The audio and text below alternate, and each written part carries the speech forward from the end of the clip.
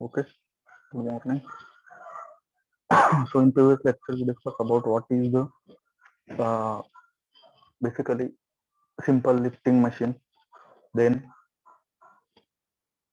what are the basic concept regarding simple machine. Okay, so and what is the basic law of machine? Very important topic, the law of machine. Okay, so all those parameter are belongs to each and every type of machine. Okay, so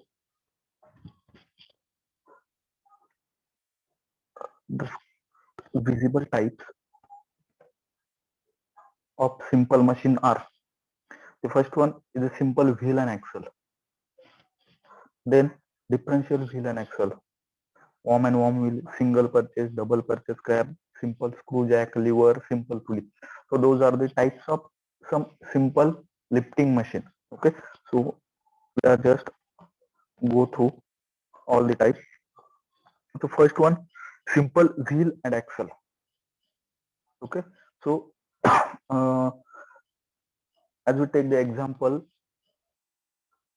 that if you have to lift the water from a well, okay, so in that case, in previous days, we just tie the rope to the bucket and lift that particular water with the help of manual effort. Okay, so instead of that, we invent a simple type of machine called as a simple lifting machine.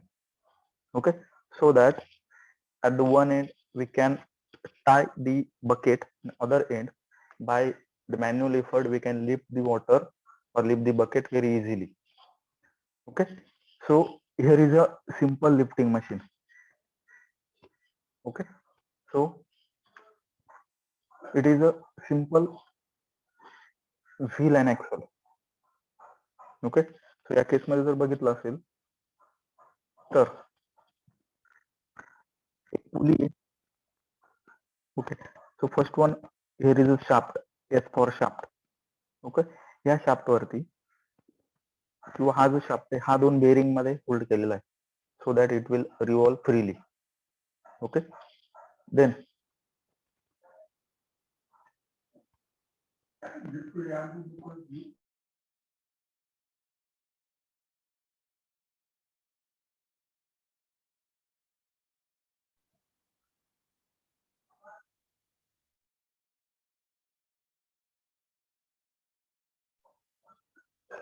Okay, तर या shaft वरती दोन pulley mount केलेल्या आहे with different diameter. पहिली जी असेल तिचा diameter हा कॅपिटल डी आहे, दुसरी जी असेल तिचा स्मॉल डी डायमीटर आहे. ओके, तर या पुलीवरती म्हणजे त्याचा हा जो बघितला हा तुम्ही साइड व्ह्यू बघताय, फ्रंट व्ह्यू जर बघितला तर हे दोन तुम्हाला सर्क्युलर पुली दिसतील. ओके, त्या एका पुलीवरती हा जो पुली, या पुलीवरती क्लॉकवाईज डायरेक्शननी आणि अँटी क्लॉकवाईज डायरेक्शननी एक थ्रेड वाउंड केलेला असतो किंवा रोप वाउंड केलेले असेल. ओके, सो दॅट ज्यावेळेस लोड लिफ्ट होईल, ज्यावेळेस लोड लिफ्ट होईल त्यावेळेस जो काही इफर्ट असेल तो डाऊनवर्ड डायरेक्शनला येईल. ओके, म्हणजेच आपण जर प्रॅक्टिकल एक्झाम्पल जर बघितलं, जी काही बकेट आपण लिफ्ट करतोय ती बकेट म्हणजे लोड आहे, तो लोड लिफ्ट होतोय आणि जी काही रोप आपल्या हातात असते ती डाऊनवर्ड डायरेक्शनला येते. तो सिमिलर वेने. ओके, म्हणजे तिथे हा जो लोड आहे तो लोड लिफ्ट होणार आहे आणि जो काही इफर्ट असेल तो डाऊनवर्ड डायरेक्शनला येणार. ओके, म्हणजेच आपण काय करणार आहे, पर्टिक्युलर लोड लिफ्ट करण्यासाठी हा जो पॅन असेल, ह्या पॅन मध्ये लोड लिफ्ट करण्यासाठी त्यामध्ये काहीतरी वेट अटॅच करणार आहे. ओके, मग तो लोड लिफ्ट करण्यासाठी मी इफर्ट पॅन मध्ये किती अमाऊंट ऑफ वेट हे ऍड करतोय, 50 ग्रॅम असेल, 100 ग्रॅम असेल. ओके, ते त्यामध्ये ऍड करत जाणार आणि एक वेळ अशी येईल जो काही लोड असेल तो लोड हा लिफ्ट होईल. ओके, म्हणजेच कन्सिडर होईल की सपोज 5 kg लोड लिफ्ट करण्यासाठी मला 100 ग्रॅमचा इफर्ट लागला. ओके, आता त्या सेम टायमिंगला ह्या पर्टिक्युलर मशीनचा व्हेलॉसिटी रेशो किती असेल तो आपल्याला कॅल्क्युलेट करायचा आहे. ओके, सो व्हेलॉसिटी रेशो काय आहे, जसं आपण फॉर्म्युलेशन मध्ये बघितलं होतं, velocity ratio is the distance move by effort, distance move by effort the distance move by load. Okay, मग हा पर्टिक्युलर लोड लिफ्ट करण्यासाठी जी काय स्ट्रिंग आहे ती सपोज आधी या पोझिशनला असेल. सपोज हा तुमचा ग्राउंड असेल, ही ग्राउंड आहे, इथे तुमची पोझिशन नंबर 1 होती. या पॉइंटला लोड पूर्ण ग्राउंड वरती रेस्ट झालेला असेल आणि एफर्ट इथे हँगिंगला असेल. ज्यावेळेस मी ह्या पॅन मध्ये म्हणजे एफर्टच्या पॅन मध्ये लोड ऍड करेल त्यावेळेस तो डाऊनवर्ड डायरेक्शनला येईल आणि हा जो काही लोड असेल तो वरती लिफ्ट होईल.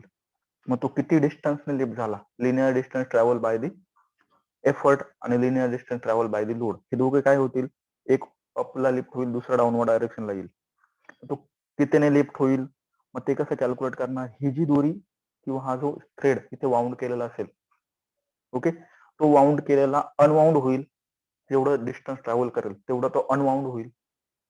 म्हणजेच जर मी याचा पेरिमीटर जर घेतला दोन्ही पुलीचा, तर त्या पेरिमीटर इतका डिस्टन्स तुमचा लोड किंवा एफर्ट हा ट्रॅव्हल करत असतो. ओके, म्हणजेच काय झालं, डिस्टन्स ट्रॅव्हल बाय लोड हा याचा पेरिमीटर तो किती, pi into D. Okay, pi into D small D, कारण याचा डायमीटर हा कमी आणि distance travel by effort pi into capital D, तो डाऊनवर्ड डायरेक्शनला येईल. ह्या दोघांचा जर मी रेशो घेतला, distance travel by effort that is pi D आणि distance travel by load that is pi into small D. Okay, मग यावरनं पाय पाय कॅन्सल होतील आणि तुम्हाला ह्या पर्टिक्युलर मशीनचा म्हणजे काय, सिंपल ऍक्सल अँड व्हीलचा व्हेलॉसिटी रेशो मिळेल. म्हणजे velocity ratio of simple axle and wheel तो किती झाला तुमचा, capital D divide by small D. Okay, capital D divide by small D म्हणजेच काय, distance or diameter of bigger pulley divided by diameter of smaller pulley. Okay, diameter of bigger divide by diameter of smaller pulley.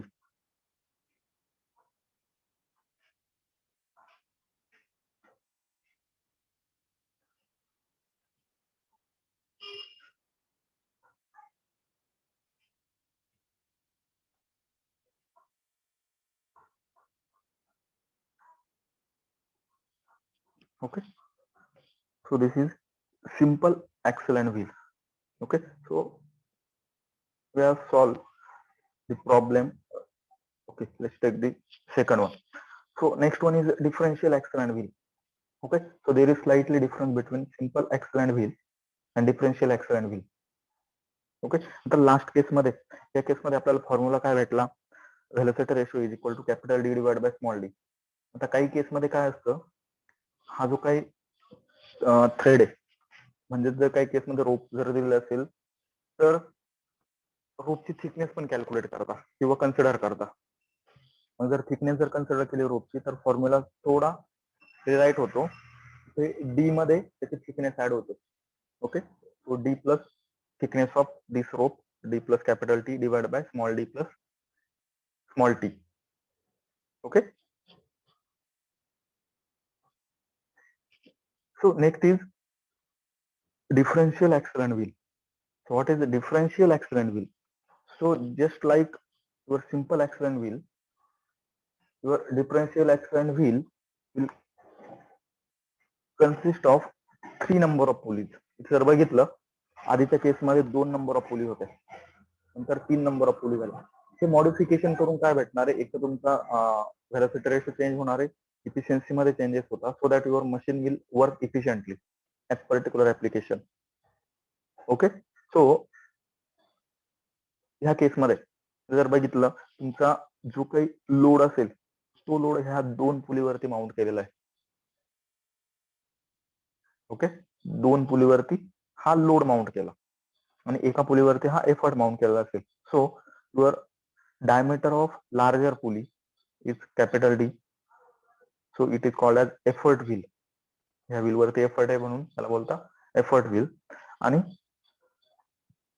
D1 आणि D2 हे काय, त्यावरती आपण load mount केलेला आहे, so it is called as load drum. Effort wheel आणि load drum. Okay, so हा load drum जर बघितला, आधीच्या केसमध्ये एकच डायमीटर होता, इथे डायमीटर हा व्हेरी केलेला आहे, 2 डायमीटर आहे आणि दोन्ही डायमीटर वरती किंवा दोन्ही ड्रम वरती तुमचा थ्रेड हा वाउंड केलेला आहे. सो एका टाइप मध्ये क्लॉकवाईज डायरेक्शनने तो लोडच्या पुलीला कॅरी करून इकडे दुसऱ्या पुलीला जातोय. म्हणजे बरोबर एका साइडने तो वाउंड होईल, दुसऱ्या साइडने अनवाउंड होईल, so that your load can be lift in up direction. Okay, इथे त्याचा साइड व्ह्यू दाखवलेला बघा. लार्जर पुलीवरती मी एफर्ट माउंट केलेला आहे. स्मॉलर पुलीवरती दोन ज्या स्मॉलर पुली त्या स्मॉलर पुलीवरती लोड माउंट केलेला आहे. एकाकडनं येऊन परत दुसरीकडे ती वाउंड झालेली. Okay, so again what is the velocity ratio in that case? So velocity ratio is again distance traveled by effort, the distance traveled by load. आता distance traveled by effort जर बघितलं इथे काय असणार आहे, पाय D. Okay, divided by distance travel by load. Distance travel by load आधीच्या केसमध्ये जर बघितलं तर इथे किती होता, पाय इंटू डी होता. आता इथे 2 डायमीटर आहे, म्हणजे त्या दोघांचा जो ऍव्हरेज असेल, एक वाउंड होतोय दुसरा अनवाउंड होतोय, त्या दोघांचे ऍव्हरेज जेवढं असेल त्या ऍव्हरेजने तुमचा जो काही थ्रेड असेल तो अप किंवा डाऊन डायरेक्शनला मूव्ह होतो. मग ऍव्हरेज किती असेल, pi D one minus pi D two divide by 2. Okay, pi D one minus pi D two divide by 2. Clear. Pi pi cancel जर झाला तर तुमचा वेलोसिटी रेशो भेटतो डिफरन्शियल ऍक्सल अँड व्हीलचा 2d divide by d1 minus d2. Okay, 2d divided by d1 minus d2. एका एका revolution मध्ये किती डिस्टन्स ट्रॅव्हल झालं, एफर्टचं पाय डी आणि लोडचं pi D one minus pi D two. बघितले, pi D one minus pi D two divide by 2. Clear. So here is a problem based on your simple or differential axle wheel. So problem consists of a differential axle and wheel. Differential axle and wheel. The diameter of axle is 30 centimeter. Diameter of axle is 30 centimeter.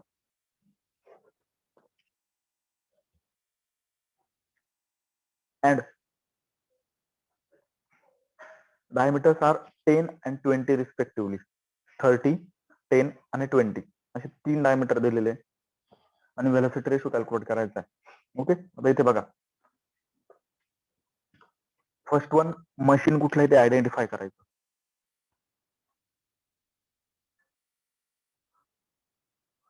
Machine कुठला इथे दिलेला, differential axle and wheel. मग differential axle and व्हीलचा velocity ratio काय असतो, ते 2d divided by d1 minus d2. मग इथे diameter दिलेले 30, 10 आणि 20. मग 2 into 30 divide by 20 minus 10. Okay, diameter of effort wheel दिलेला आहे d 30, diameter of bigger axle 20, diameter of smaller axle म्हणजे g2 10 दिलेला आहे. मग यावरनं तुमचा वेलोसिटी रेशो भेटेल. ओके, फॉर्म्युला इम्पॉर्टंट आहे.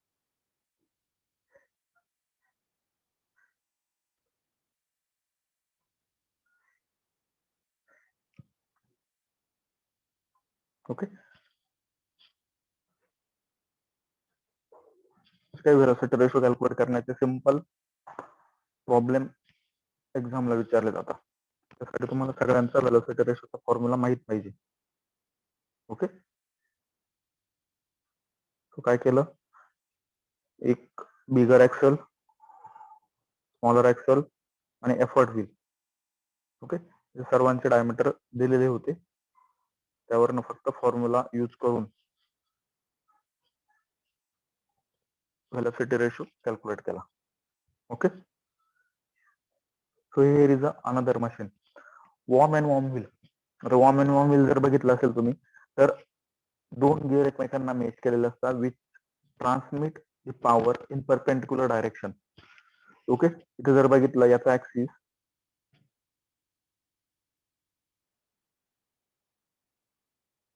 हा जो काय ऍक्सिस आहे, हा ऍक्सिस आणि पॉवर ट्रान्समिशनचा ऍक्सिस हे दोघांना परपेंडिक्युलर आहे. ओके, तर त्या केसमध्ये किंवा त्या केसमध्ये तुम्हाला सडन पॉवर रिडक्शन करायचं असतं. सडन पॉवर रिडक्शन करायचं असतं, त्या केसमध्ये तुमचं वॉर्म अँड वॉर्म व्हील हे यूज करतात. ओके. मग या केसमध्ये जर बघितलं तर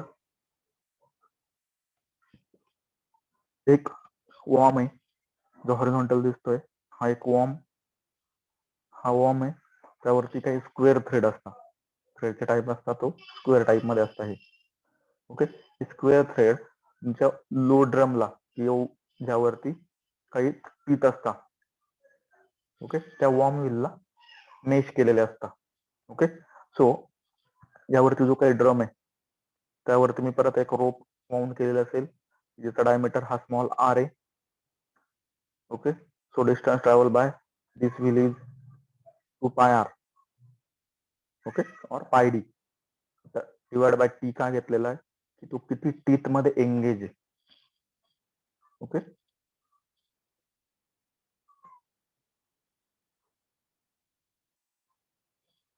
clear.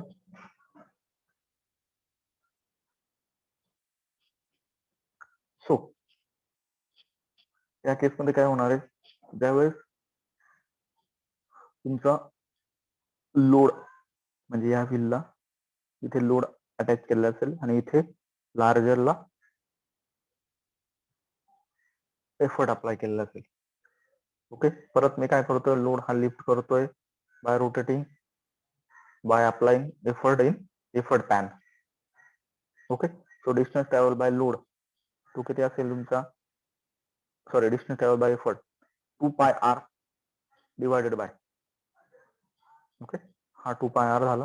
Distance travel by load किती, तो 2 pi R divide by T, T for number of teeth. Worm wheel वरती किती नंबर ऑफ टीथ आहे यावरती तो डिपेंड असतो. ओके. सो स्मॉल एन हा तुमचा वॉर्म व्हील हा सिंगल थ्रेडेड आहे की मल्टी थ्रेडेड आहे. ओके. जर तुम्ही एखादा नट किंवा सॉरी बोल्ट जर बघितला असेल तर त्या केसमध्ये बघा एकच थ्रेड असतो, तो एकच थ्रेड पूर्ण पेरिफेरीला वाउंड होत आलेला असतो. ओके. असाच एक टाईप असतो दुसरा मल्टी थ्रेडेड किंवा डबल थ्रेडेड. डबल थ्रेडेड मध्ये काय असतात, 2 थ्रेड असतात, ते 2 थ्रेड एकमेकांना वाउंड होत होत पूर्ण पेरिफेअर वरती वाउंड झालेलं असतं. या केसमध्ये तुमचा जो काही वॉर्म आहे तो सिंगल थ्रेड आहे की मल्टी थ्रेड आहे त्यानुसार तो एन डिस्क्राईब करता. आणि T for number of thread on worm wheel. Okay. Worm wheel वरती किती तिथे हे आणि worm number of threaded, single threaded आहे की मल्टी थ्रेडेड आहे. ओके. त्यानुसार हा वेलोसिटी रेशो कॅल्क्युलेट करता. हा जर मी परत रिराईट केला तर पाय पाय इथे कॅन्सल होतील, हा 2 2 कॅन्सल होईल. ओके. हा टी अपला जाईल म्हणून तुमचा फॉर्म्युला तयार झाला, R capital R into capital T. Capital R means radius of effort wheel इथे त्याची radius divided by sorry multiply by T number of teeth on worm wheel, म्हणजे असं क्रॉस मल्टिप्लिकेशन येते इनपुटचं आणि आउटपुटचं. इनपुटचा डायमीटर, आउटपुटचे teeth divided by number of worm threaded, N for worm single threaded की multi threaded आहे, multiply by R, R for radius of load drum, ह्या load ड्रमचा हा radius. Clear.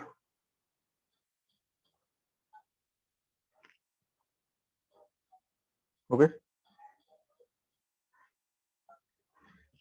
So next is जसं आपण इथे बघितलं की गिअरची असेंब्ली, गिअर एकमेकांना मॅच केलेले. तसंच या केसमध्ये 2 टाईपचे एक्झाम्पल असतात, एक असतो सिंगल परचेस क्रॅब आणि दुसरा असतो डबल परचेस क्रॅब.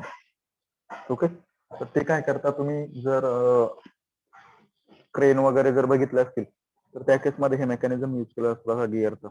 जे काही तुम्ही विहीर खोदण्यासाठी जे काही मशीन युज करता त्या केसमध्ये जे काही दगड वगैरे असतं खाली ते वरती लिफ्ट करण्यासाठी एक या टाईपचं एक इन्स्ट्रुमेंट असतं, जिप क्रेन किंवा क्रॅब विंच.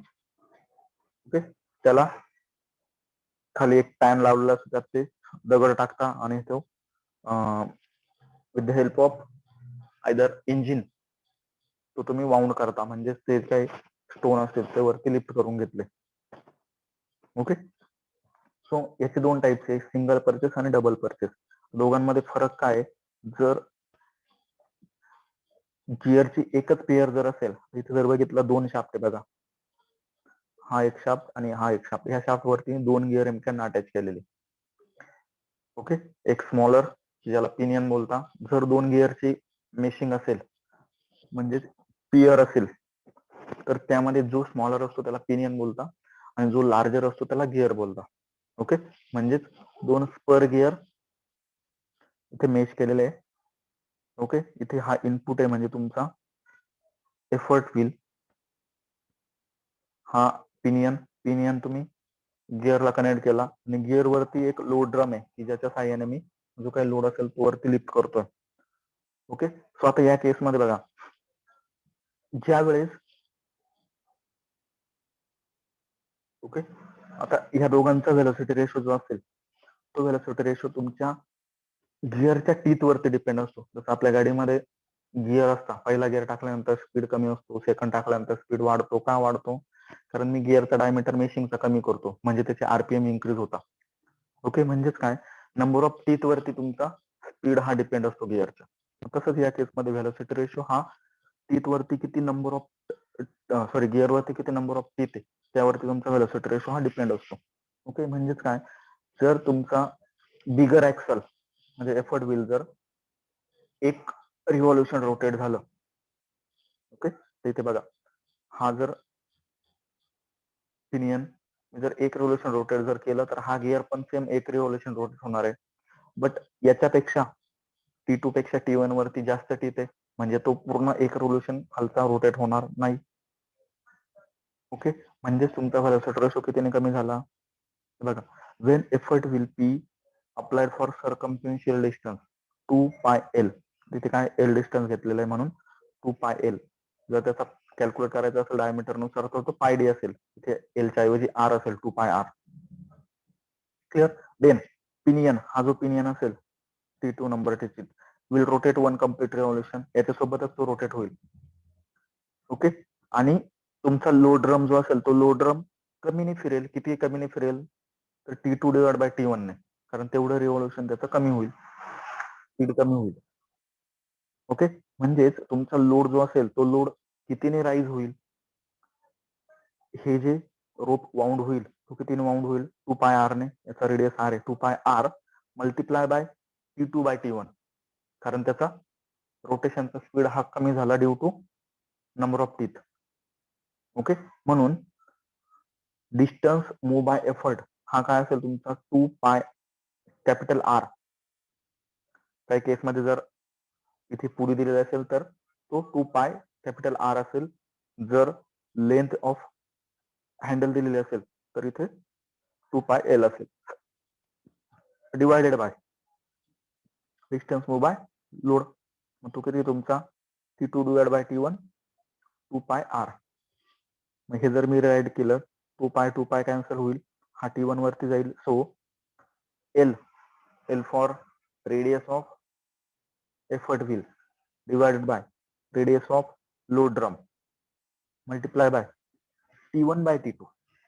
हा त्याचा अपोजिट घेतला बघा, effort wheel multiply by load वरचे टीथ किंवा लोड गिअर वरचे teeth divided by R multiply by teeth on effort wheel, म्हणजे हे क्रॉस मल्टिप्लिकेशन झालं. T1 बाय T2, पहिल्याची रेडियस दुसऱ्याची टीथ डिवाइडेड बाय दुसऱ्याची रेडियस पहिल्याची टीथ. क्लिअर. ही झाली सिंगल परचेस क्रॅब. ओके, तिथे बघा एक एक्झाम्पल घेतलेलं आहे. For a certain single purchase crab, number of teeth on pinion, टीथचे पिनियन वरची किती टीथ आहे ते दिलेले आणि गिअर वरची किती टीथ दिलेले. पिनियन वरती किती आहे तुम्हाला काय सांगितलं दोघांमध्ये, गिअर मध्ये जो छोटा असेल तो पिनियन, जो मोठा असेल तो गिअर. मग पिनियन वरती किती 20 टीथ आहे, गिअर वरती किती आहे 120 आहे. लेंथ ऑफ एफर्ट हँडल, हँडलची लेंथ दिलेली आहे तुम्हाला 90 सेंटीमीटर आणि diameter of load drum, diameter दिलेलं आहे आपल्याला पाहिजे रेडियस, किंवा त्या सेम फॉर्म्युलामध्ये यूज केला तरी चालेल. Okay, calculate velocity ratio. इथे बघा मला एफर्ट व्हीलची रेडियस दिलेली आहे ओके. रेडियस दिलेली आहे, म्हणजे त्याचा डायमीटर भेटेल डबल केला तर एफर्ट व्हीलचा डायमीटर दिलेला आहे, नंबर ऑफ पिथॉन्स पर गिअर दिलेला आहे, त्यानंतर पिनियन वरती दिलेलं आहे. ओके. आणि सांगितलेलं आहे सिंगल परचेस क्रॅब आहे. सिंगल परचेस क्रॅबचा फॉर्म्युला काय होता आपला, तो होता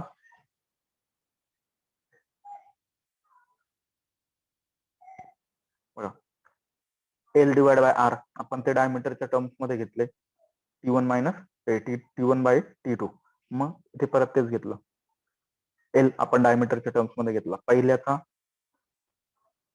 लेंथ 180 डिवाइड बाय दुसऱ्याची लेंथ म्हणजे डायमीटर 80 मल्टिप्लाय बाय दुसऱ्याची टीथ म्हणजे larger teeth divide by smaller teeth. त्यावरून तुमचा व्हेलॉसिटी रेशो आला सिंगल परचेस क्रॅब साठी 36. ओके.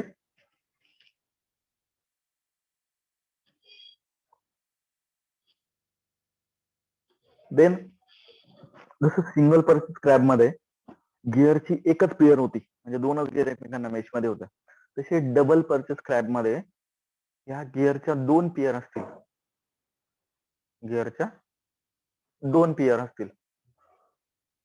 ओके. आता इथे बघा सेम इथपर्यंतचा सेम होता, फक्त याच ऍक्सेल वरती तुमचा लोड ड्रम अटॅच होता. आता इथे काय ऍडिशनल एक पेअर अटॅच केलेली आहे आणि तिसऱ्या शाफ्ट वर तुमचा लोडचा व्हील असेल किंवा लोड अटॅच केलेला असेल. ओके. म्हणजे आता काय होईल, जेवढं काही रिडक्शन होणार आहे ते डबल ने होणार आहे. मग कसं डबल ने होणार आहे, तर बघा आपण आधी काय घेतलेलं होतं, तिथं रेशो T1 बाय T2 म्हणजे लोड पासनं रिटर्न गेलेलं होतं. तसंच इथे जर घेतलं तर T1 by T2 multiply by परत T3 by T4, T1 by T2 multiply by T3 by T4, म्हणजे आउटपुट कडनं इनपुट कडे गेलो आपण रेशोसाठी. हे दोघे एकमेकांना मेश आहे, याचा आउटपुट म्हणजे T1 असेल, पॉवर इकडनं इकडे येते, याचा आउटपुट असेल, याचा इनपुट असेल, म्हणजे T1 डिवाइड बाय T2. तसंच T3 divide by T4 multiply by input काय हा L डिवाइड बाय आउटपुटचा डायमीटर हा R किंवा हा D divide by smaller D. Okay. अशा जेवढ्या पेअर असतील तेवढ्या पुढे हा रेशो इन्क्रीज होत चालेल. ओके.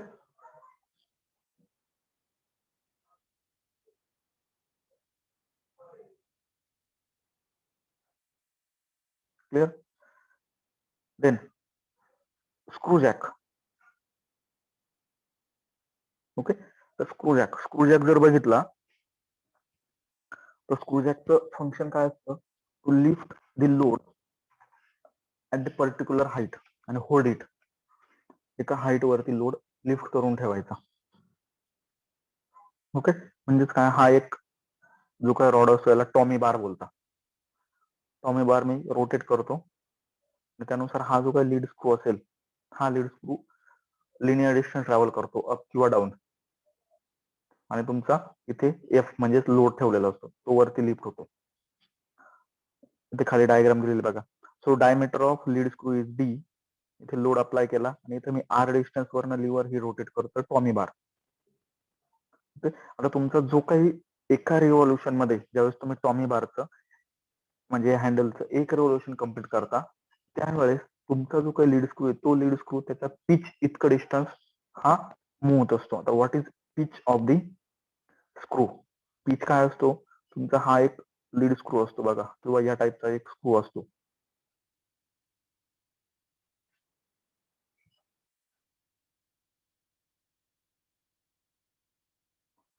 म्हणजे स्क्रू असतं हे इथे दाखवलेलं असेल, तर तुमचा पिच काय असतो, distance between two consecutive thread. दोन थ्रेड मधलं जे काही डिस्टन्स असेल, म्हणजे एक थ्रेड हा वाउंड झाला, ओके, परत दुसरीकडे वाउंड होण्यासाठी आला, मग या दोघांमधलं जे काही डिस्टन्स असेल लिनियर डिस्टन्स म्हणजे असं हे, मग हे लिनियर डिस्टन्स जे असतं त्याला पिच बोलतात, पिच ऑफ स्क्रू. मग इथनं बघा, हा इथनं स्टार्ट झाला, पूर्ण वाउंड झाला आणि परत इथपर्यंत आला, ह्या पॉइंट पर्यंत. मग हा एक हॉलो आणि एक सॉलिड, याला बोलतात pitch of the screw denoted by P. Okay. मग त्या पिच डिस्टन्स तुमचं हे ट्रॅव्हल होत असतं लोडचं, ज्यावेळेस तुम्ही टॉमी बार एक रिव्हॉल्युशन रोटेट करता. ओके. म्हणजे similar distance move bye effort किती झालं मग तुमचं? डिस्टन्स मूव्ह बाय एफर्ट हा टॉमी बार तुम्ही रिव्हॉल्व करणार आहे, म्हणजेच पाय डी किंवा 2πr. आणि त्या केसमध्ये हा जो काही लोड आहे याच्यावरती जो लोड ठेवलेला असेल तो लोड लिनियर डिस्टन्स किती ट्रॅव्हल करेल या पिच इतकं, म्हणजे एवढं डिस्टन्स बघा हे. ओके. म्हणून तो झाला पिच. म्हणून distance move bye effort divide by distance move by load 2πr divide by P. Okay. हे झालं तुमचं velocity ratio of screw jack. Okay. So या टाइप मध्ये त्यावरती एक्झाम्पल असेल, एक स्क्रू जॅक दिलेला आहे. Screw jack has a pitch of 5 mm. 5 mm चा स्क्रू जॅकचा पिच आहे. लेंथ ऑफ लिव्हर जो काही हँडल आहे त्याची लेंथ दिलेली आहे 150 mm. and effort required to lift the load of 80 kilonewton is 500 newton. 800 किलोन्यूटनचा लोड लिफ्ट करण्यासाठी मला 500 न्यूटनचा एफर्ट लागतोय.